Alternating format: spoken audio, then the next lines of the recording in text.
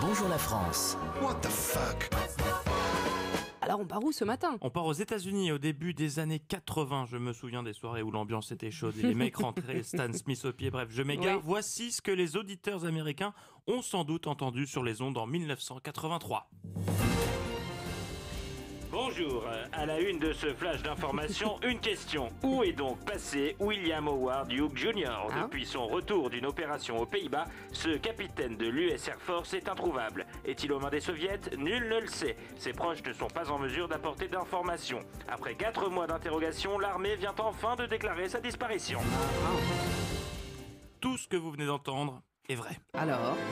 Cela fait 35 ans que les Américains se demandent ce qu'il a bien pu arriver à cet officier de l'armée américaine pour qu'il se volatilise ainsi du jour au lendemain sans laisser ni trace ni explication. Trahison, empoisonnement, enlèvement, meurtre, achat de cigarettes qui s'éternisent car la file d'attente au PMU était vraiment très importante ou bien encore aspiration dans un vortex. Toutes les théories ont été imaginées, toutes sauf une, la bonne. Après 3 décennies de mystère, d'inquiétude et de recherche poussée, le voile vient enfin d'être levé sur l'étrange volatilisation de l'officier. Au mois de mai dernier, William Howard Hughes Jr. a été repéré au Nouveau-Mexique où il aurait retiré près de 28 500 $ dans 19 agences bancaires différentes. Sa cavale a pris fin quelques jours plus tard, le 5 juin, date à laquelle l'officier a été arrêté en Californie à l'âge de 66 ans.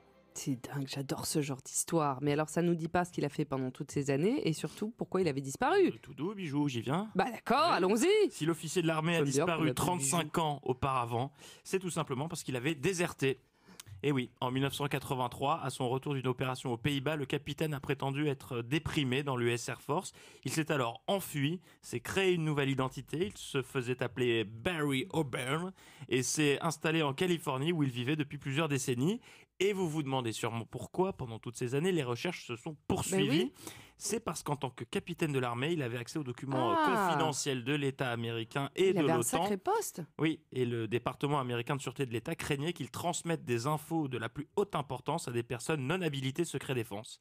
Il a donc été interpellé dans le cadre d'une enquête sur de faux passeports et l'ex-capitaine n'a opposé aucune résistance. Il a été depuis placé en détention provisoire à la base aérienne de Travis en Californie dans l'attente d'éventuelles poursuites judiciaires. Ah, il s'est fait rattraper. 35 ans après. Mais il va pas être poursuivi après, enfin maintenant, non? Ah quand si, même. si, je vous Bah rassure. si, c'est tout à fait possible. Comment Bon, si, si. on suivra l'histoire de près.